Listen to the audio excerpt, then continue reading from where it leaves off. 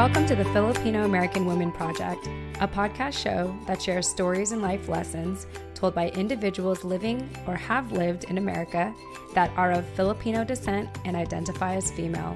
I'm your host, Jen Amos, a fellow Filipino American woman, and I'm excited for you to join us. Let's get started.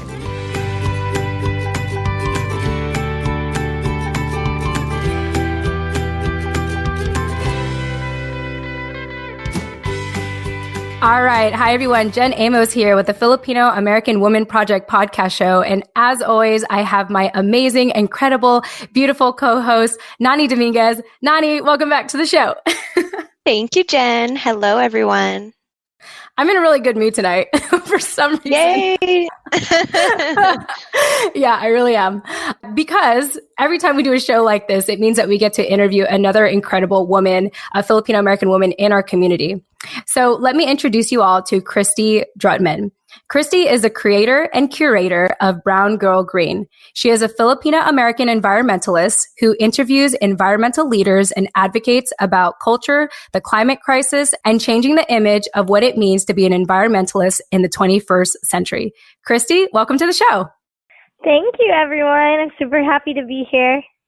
Yes, we are ecstatic to have you. And might I add, I watched a YouTube video of you before the show talking about your podcast show. And I just have to say, I really love your voice. You have like this singer raspy voice. Has anyone ever told you that?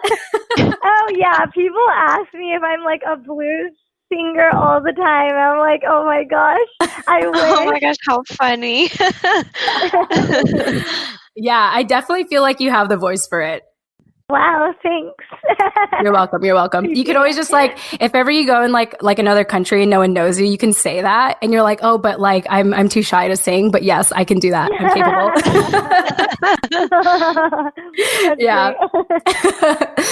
Well, Kristy, why don't you share with our listeners, how did you hear about the Filipino American Women Project? And more importantly, why did you choose to jump on to share your story?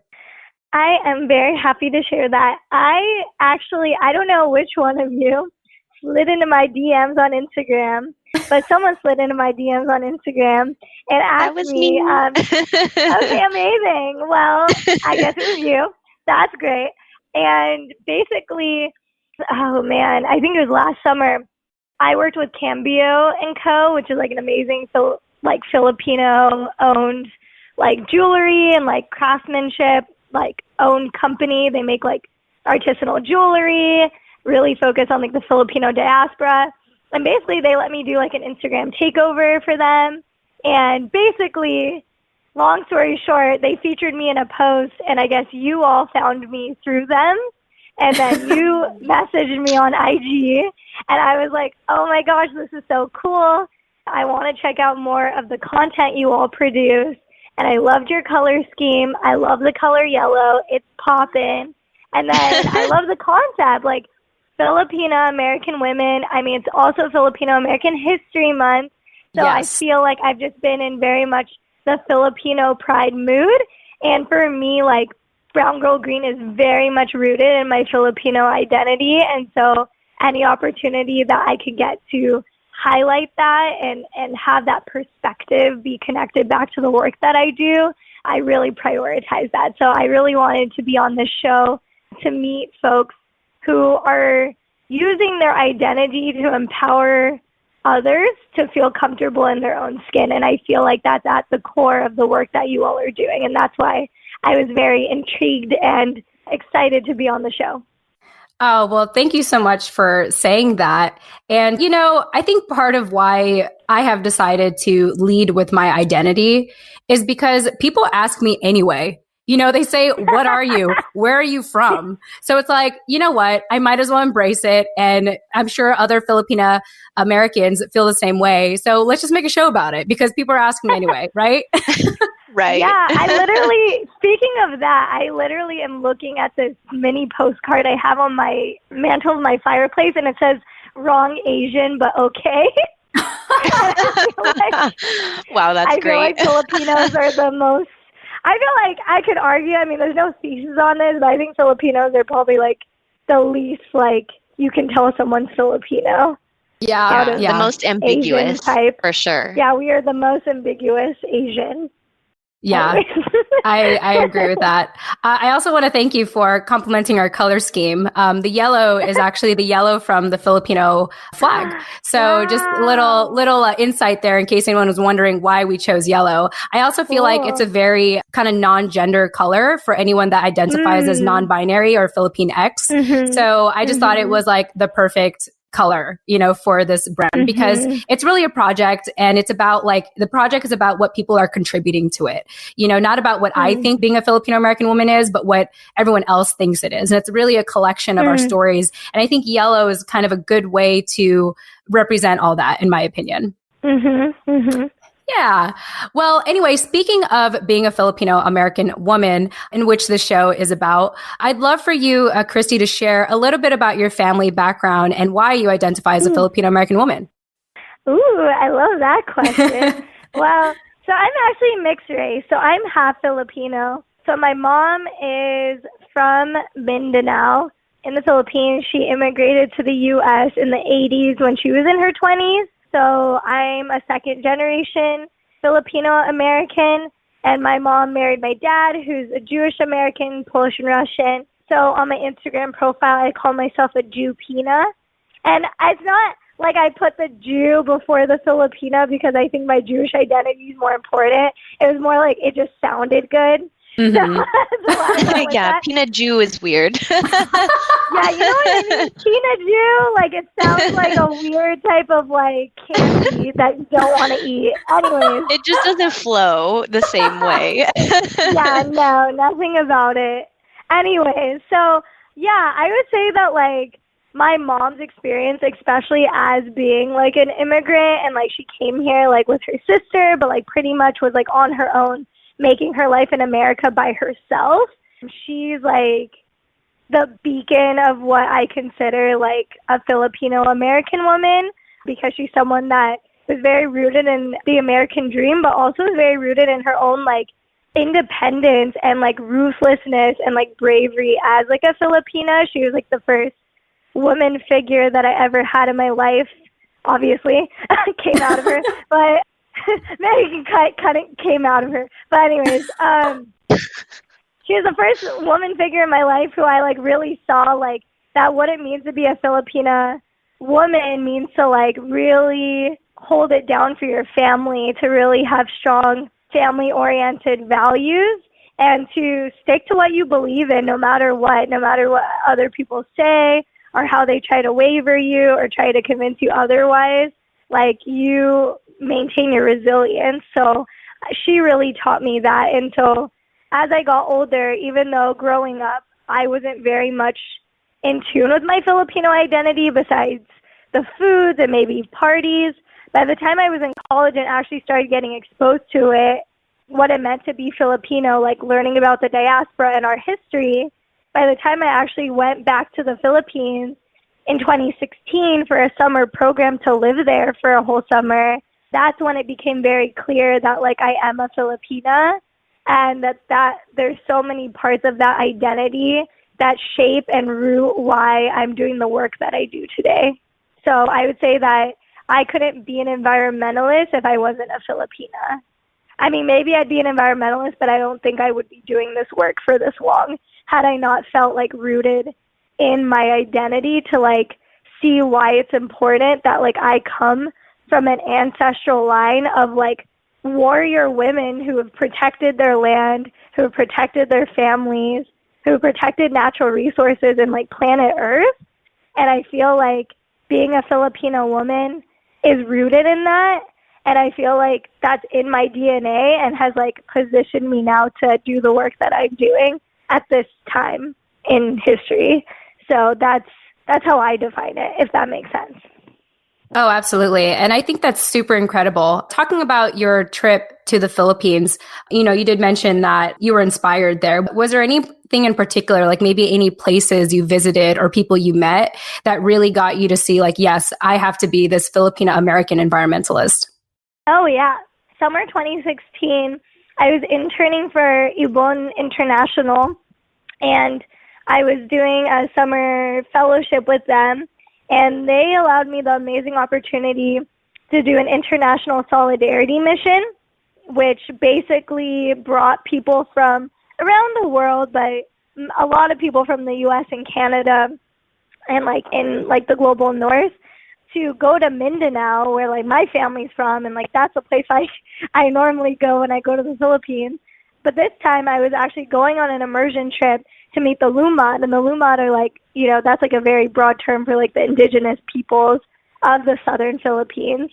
So I actually went on an immersion trip and actually got to spend an entire week living and learning and doing on-the-ground journalism, interviewing Lumad tribal leaders and young people that were living on a school campus in the mountains of North Cotabato in Mindanao.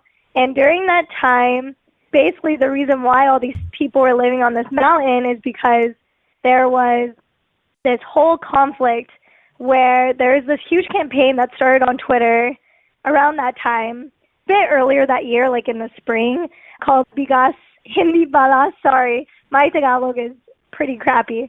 But anyways, No worries. Basically it's like rice not bullets. Translate that as you will later on. And basically the concept of that campaign was because of like climate change and a lot of like the dry spells that were happening to people's crops. And there's a lot of crop failures. So basically a lot of these farmers that lived in this small town in Mindanao, they started protesting their local government. They said, hey, you know, like we want sacks of rice because we can't grow crops. Like how are we supposed to feed our families? And instead of the government releasing sacks of rice, instead they went out in the streets, started shooting these farmers with rubber bullets, and it started this whole stir up where like then there started to become this huge discussion where people were saying, okay, if you start complaining the government's not helping you get food or your crops are failing, blah, blah, blah, and that like we need like a surplus of distribution of resources, then you must be like a communist basically, or someone who's like a part of the New People's Army, which is, you know, like the biggest, like considered like anti-government, kind of like our equivalent of Antifa, like there.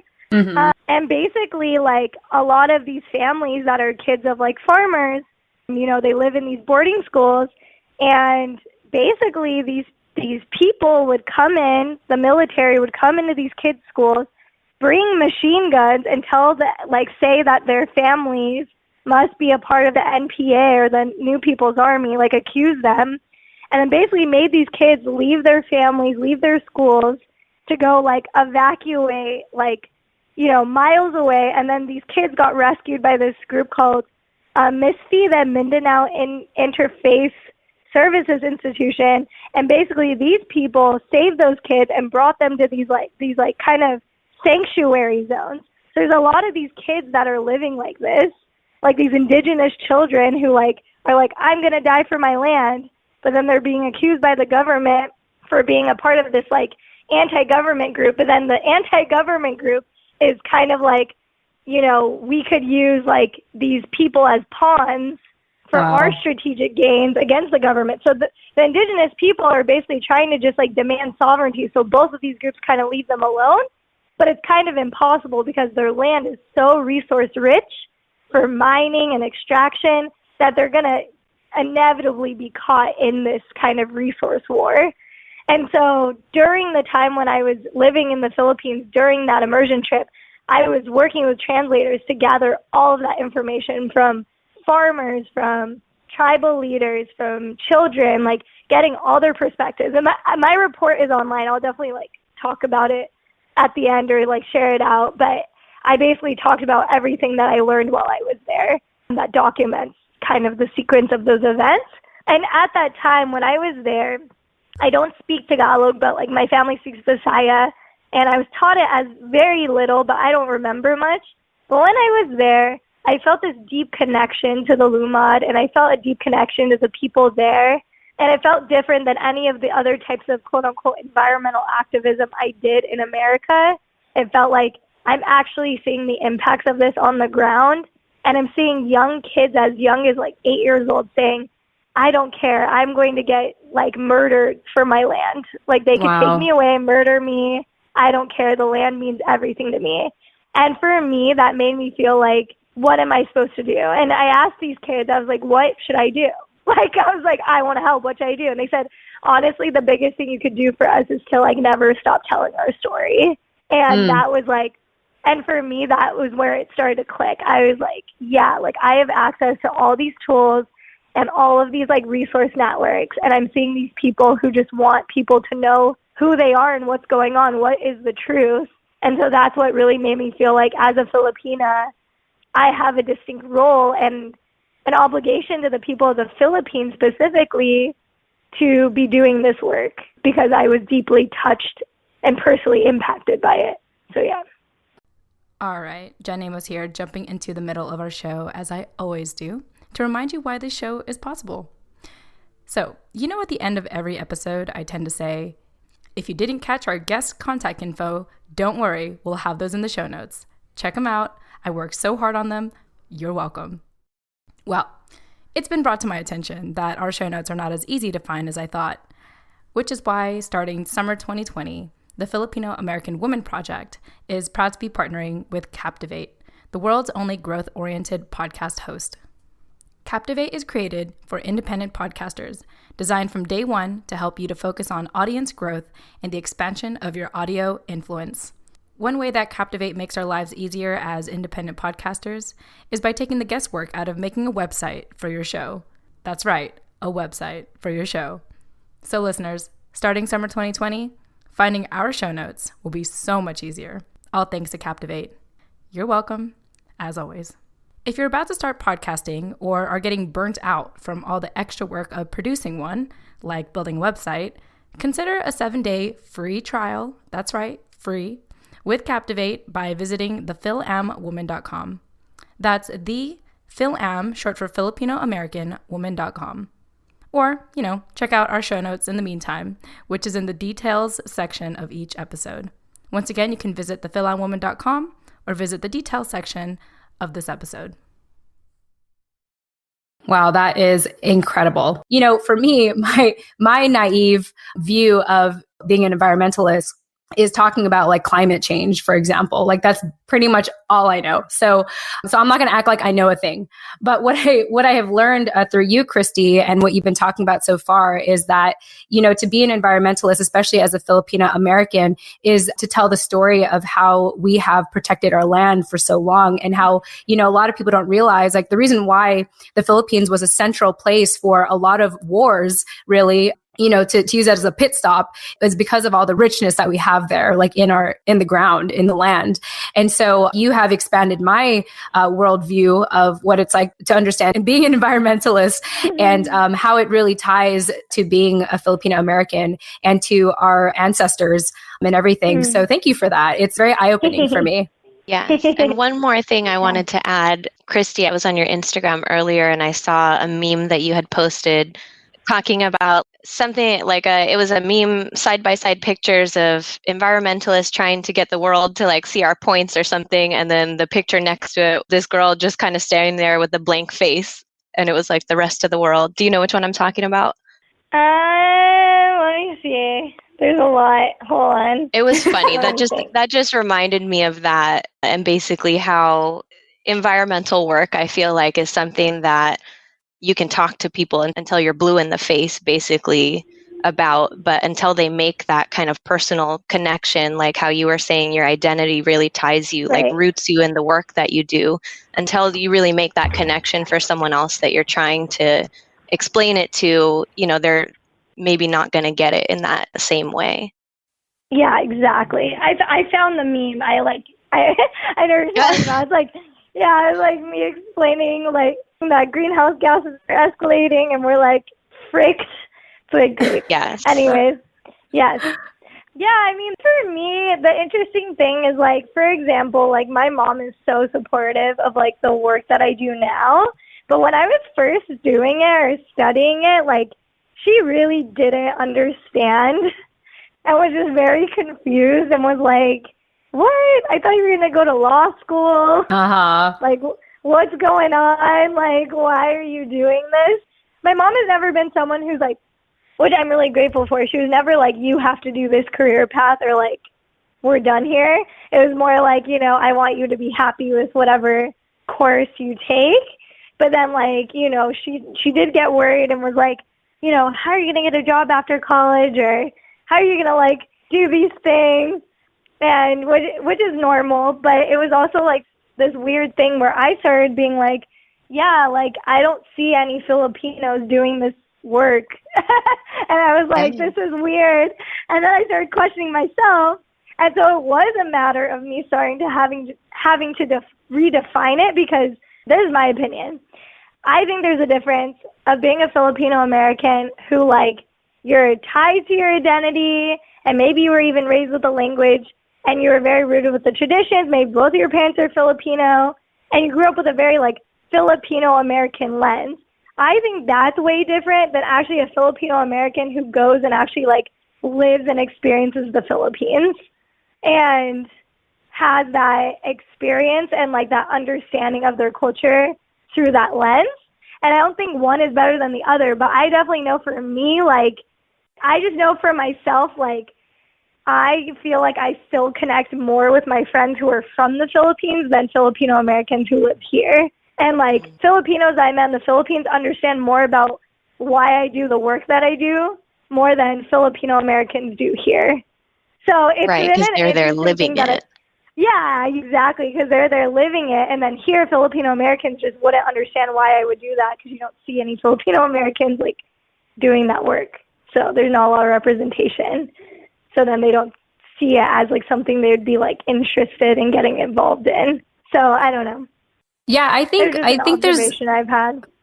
there's definitely, not that I have, like, lived in the Philippines. I had visited, like, for family, like, weeks or a month at a time. And it was really only a couple of years ago when I went on this missions trip with a couple of community leaders in San Diego, where we traveled around the Philippines, especially around Tacloban after, I believe it's called Typhoon Yolanda or Hurricane Yolanda. Mm-hmm. I'm going to have to look that up again. I never know the difference between a typhoon and a hurricane.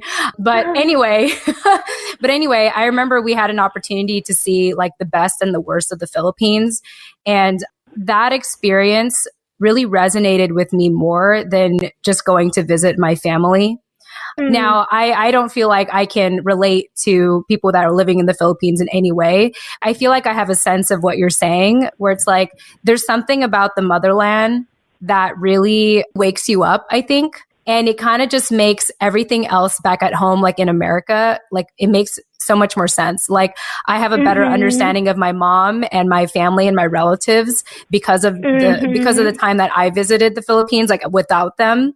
And so I have a sense of what you're saying. And I definitely, like, for my friends who had never, ever been to the Philippines that are Filipino American, yeah, you could definitely tell the difference. And just like what you said, like, not in a bad way, it's just a different story, a different perspective, I think, you know? Yeah. So I totally, like, can understand what you're saying. Yeah. So speaking of which, Nani is actually going to be going to the Philippines for the first time in January. Yay! OMG, yes. I'm so excited for you. I'm so excited. It's been such a long time coming that I've been trying to plan a trip here. And I'm already planning my next trip after this one. So very excited. Yes. So we will hear more about Nani's story later, probably in February when we start up, like, interviews and everything again. Anyway, let's go ahead and fast forward to your life today, Kristy. We've already been talking a lot about some of the work that you're doing, but for people that are getting to know you for the first time, why don't you tell us about your life today, particularly what keeps you busy and most excited? I especially want to hear about Brown Girl Green. Yeah, so my day-to-day life is as a digital media strategist. So I'm basically working as a digital media strategist, like trying to figure out creative ways to talk about climate change and environmental issues. And I developed my series and my brand, Brown Girl Green, around a year and a half ago at this point is when it really started getting, picking up. And I thought of Brown Girl Green as a platform for, like, healing for me as, like, a Filipino American. Like I kind of alluded to earlier in this interview, I didn't see many people who looked like me in my classes at UC Berkeley. I didn't see many people, like, in the environmental field that I could look up to or I could talk to. And I faced a lot of different, like, very specific pressures growing up in an immigrant household by pursuing the environmental field and not being able to take things like unpaid internships or just like low-paying jobs due to the pressures of sacrifice and, you know, wanting to take care of my family and things like that.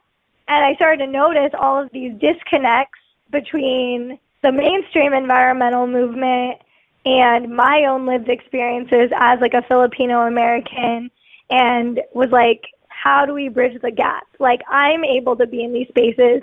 I'm able to be the token brown girl, but I want to bring more people of color into these spaces.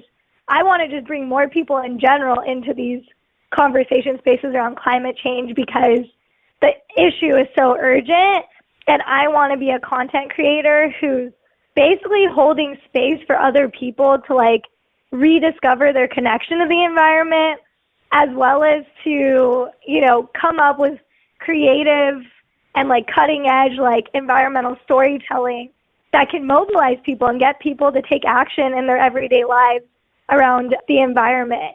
And, you know, I just kept consuming media that was focused on environmentalism, but it was mainly all like white women, which isn't necessarily a bad thing. But I was like, when that's not you going to only inspire have the people you want to inspire. Yeah, you only have that one perspective, and you're telling people to buy like $30-$40 things, like it's just going to like go over their heads.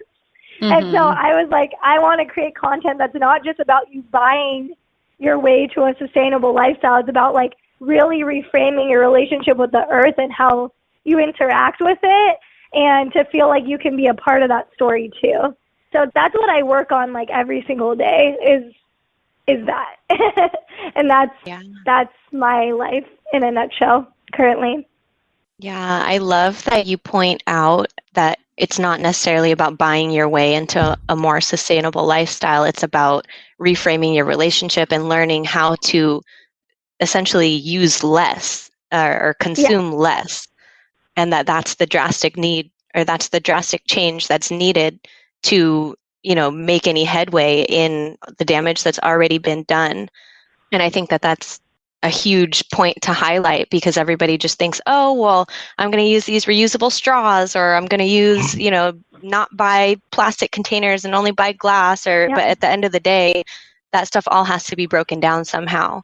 Yeah. And with that said, do you think that you can expand a little bit on your idea of how capitalism relates to climate change, and what some more like realistic kind of goals that people can start with instead of, you know, trying to buy glass versus plastic or whatever people are into these days?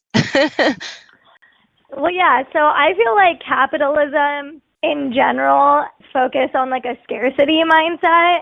So people are just stocking up on a bunch of things that they don't need because they think it's going to run out, or, you know, they think it's like the coolest, best thing ever, so it needs to be invested in right now. And then they get bored, and they go a year later and they buy double the amount of stuff, and then they get tired of that stuff, and then they just dump it into landfills, and it just continues filling that. But even more than that, even more than like the global waste problem, like capitalism is like based on resource scarcity. So it's also about like how it's assuming that like we need to be like plundering indigenous people's land in order to fund these like big expansive development projects or high rises, or and all of these like really expensive infrastructure projects, or oil rigs, or like fossil fuels. Like there's all these assumptions because currently capitalism is favoring the 1%. It's favoring people that have access and privilege, who are at the top of the economic pyramid, whereas like, you know, the other 99% are just left to fend for themselves, and, you know, are convinced that like, you know, there is equitable distribution of like resources when there's not. Like there's people that are hoarding resources, and there's people that are being deprived of resources, and people that are just like fighting to survive.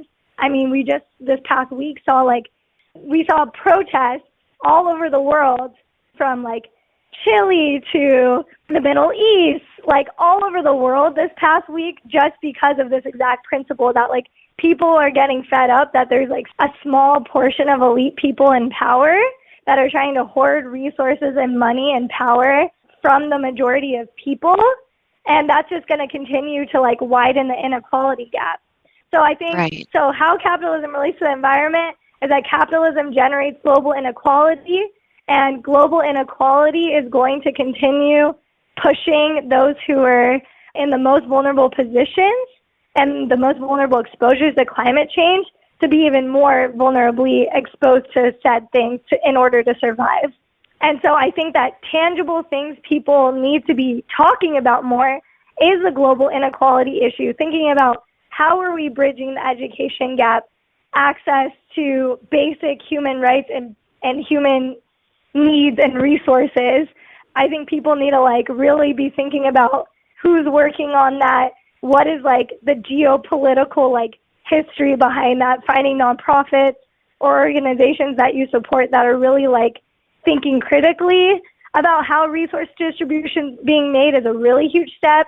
Another thing is depending on where you live, 2020 election is going to be a really huge moment for people to really think about the candidates they're electing and how those candidates are making stances around a Green New Deal or an environmental future. If you don't know what the Green New Deal is, I highly recommend you Google it. It's really fascinating. And on top of that, to look into a Red New Deal, because that talks about indigenous rights in addition to environmental policy making.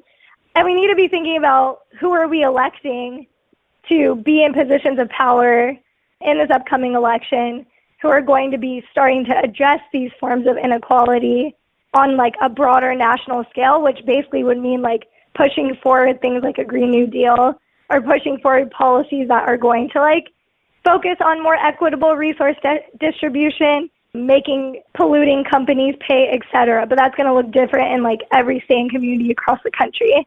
And like the last tangible thing is like start looking into your actual like communities, like disaster relief like policies. Like I don't think a lot of people know, like, does your city have a climate action plan? Like if your city starts going underwater or there's wildfires, do you know what to do? Right. Do you know what to do? Is your like city council, like, have they actually passed a resolution that like everyone knows what's happening? Are there actual trainings about that? And I think if that doesn't exist, like we need people who are working on that too. So those are my top three things, is always thinking about like resource distribution, voting power, and like disaster response. That was off the top of my head right now. I haven't been asked that question recently, but well, you did great. That was great. Okay, awesome. I think those are like really tangible things people can do. So yes, and I think that's the point, because there are people like me, or I don't know what Jen's background in environmentalism is, but I'm not super up on like I don't know how to recycle. Like I'm one of those people in the meme with the blank face. You know what I mean? Not that I don't care. I just don't know. And barely any of the things that you recycle actually get recycled. So recycling, right? And that's what I've been told. That's why I kind of gave up on trying to learn what the proper process is. Because I'm like, it all goes to the same place anyway. Like someone showed me a picture. It does.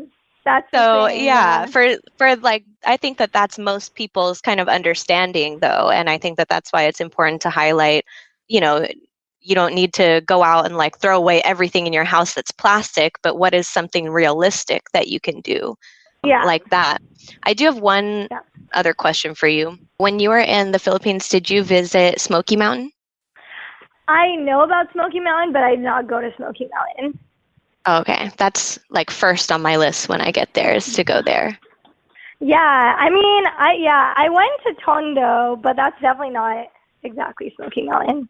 But I like experience a But basically, I think that would be a really amazing experience for you. Yeah, I mean, I don't know why I'm so fascinated by it, but I'm just like, wow, this cannot be like real living conditions for people. And, you know, the people that live there in that area, their jobs are to sort through those mountains of trash. Yep. For anyone who doesn't know what Smoky Mountain is, it's like a trash dump, right? Like a dumping site.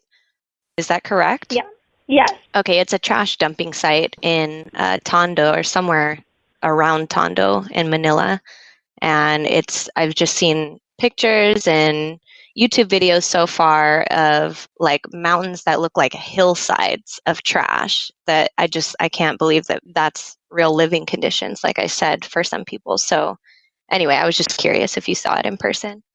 Yeah, actually, I just Googled it, and now I remember. I think, that is where I went, because I was like, I've been to Tondo. Oh, so, yeah. I did go there. Yeah, I did go there. I was like, wait, why does that look so familiar? And then because I didn't want to say I went there and then like assume, but I literally have a picture of me on my Instagram, but you gotta like deep Instagram stalk me back in 2016. Oh my gosh, I'll have to scroll. My amazing mentor gave me a tour there because she knew people that like actually lived there, so she actually let me tour it. Yeah, that's amazing. I'm gonna go, and I can't imagine it's gonna be a good experience, but I mean not good, but I'm sure it's not gonna be happy, but it's gonna be good. Oh yeah, no, it was amazing street food there for sure though. Oh yeah, okay, good to know. They definitely know how to get down, but it's really fun. Yeah. Love it. Well, I'm not going to pretend like I know anything about this. So but I do feel like, Kristy, you have just scratched the surface of all these issues on this show. I think this is the first time we're really talking about it. So I want to thank you so much for sharing all of your knowledge thus far. Mm-hmm. And, what the common thing I hear on the show is when Filipino American women say, I noticed in my industry, I don't see any other brown girls like me. And it's got me to realize that, of all the things that we know Filipino American women can be, one thing for sure is that we're trailblazers. A lot of us end up in these, very maybe white male dominated or just white dominated industries. And, most of these people are very articulate because they were culturally raised that way. And so to kind of be that only brown girl in the room, and I can just tell how hard you've been working at all of this because I could just listen to you all day, but we only have so much time. But I just am in awe of how well you can explain all this and really make it so that I feel less intimidated by the topic of climate change and being in environmentalism.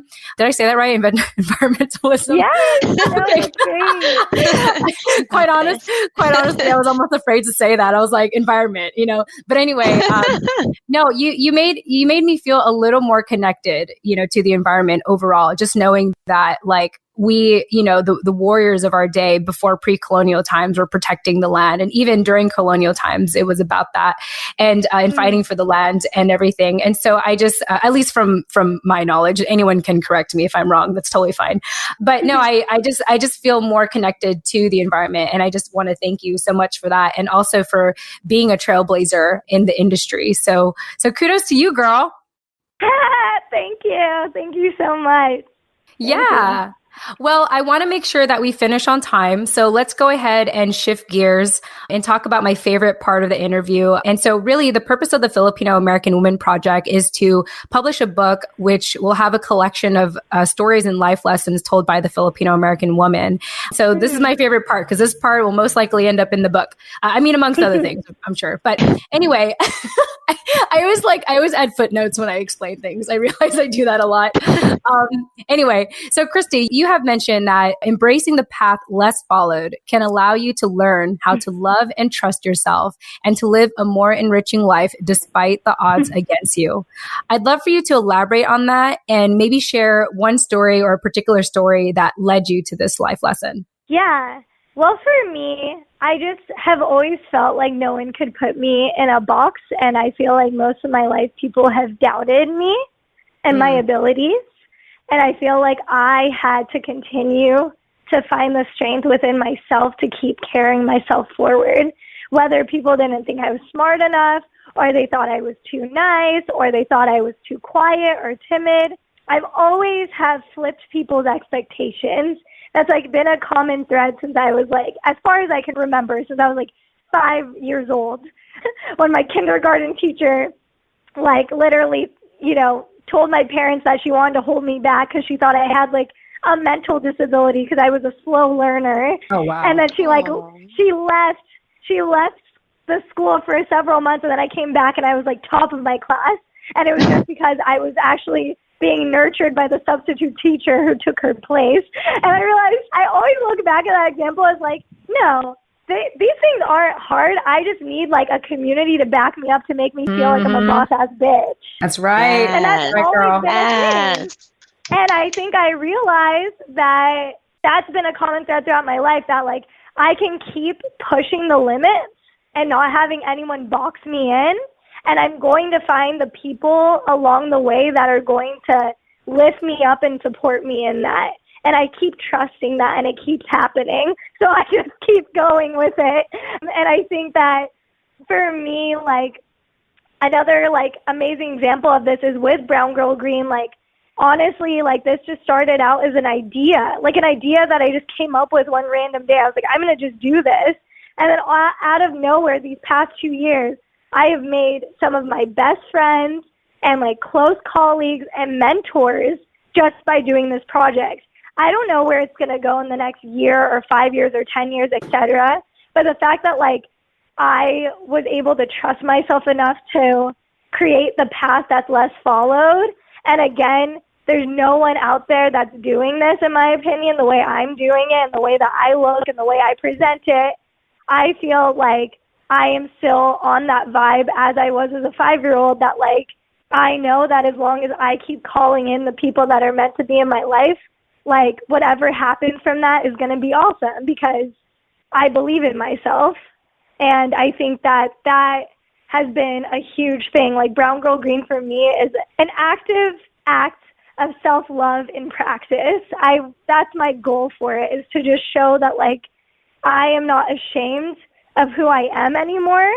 And I want this platform to teach other people that they don't have to be ashamed, that they don't know everything either, and that we can support each other through this really difficult and dark time in humanity. And I just want to be like a beacon for that. And I think that that's what I want my platform to be. And that's what I'm working on to become. Well, I feel it. I feel it, and that was a long pause. I feel it, and I was like, is it getting absorbed right now? No, that was beautifully said. I love how you say that what you're doing, your project with Brown Girl Green, is an active act of self-love. I think that's so beautiful. And I think that for all of our listeners, in any endeavor that you're doing, anything that you're doing today, what you're doing really is an active act of self-love, you know, to put yourself out there, to pursue your passion project, to pursue the profession you want to do. It is an active act of self-love. So beautifully said, Kristy. Wow, we've had such an incredible conversation with you today, and I know we can talk forever. But until we have another conversation for another time, how can our listeners get a hold of you? Yeah, you all can check me out on social media, Brown Girl Green, on Instagram, Twitter, Facebook. You can also check out my podcast that I'm still developing, but have released episodes for, on wherever you get your podcasts. And yeah, and then you can stay in touch with me. My email is browngirlgreenshow@gmail.com if you want to be in touch. Would love to connect with others across the world. Awesome. And if you all did not get that, as I always say at the end of the show, I am a super generous host. It'll be provided in the show notes for you. Well, Kristy, thank you so much for your time. Nani, thank you for co-hosting with me as always. And to our listeners, thank you so much for listening in. And we look forward to speaking with you on the next episode. Tune in next time. Bye, guys. Bye, everyone. Thank you so much.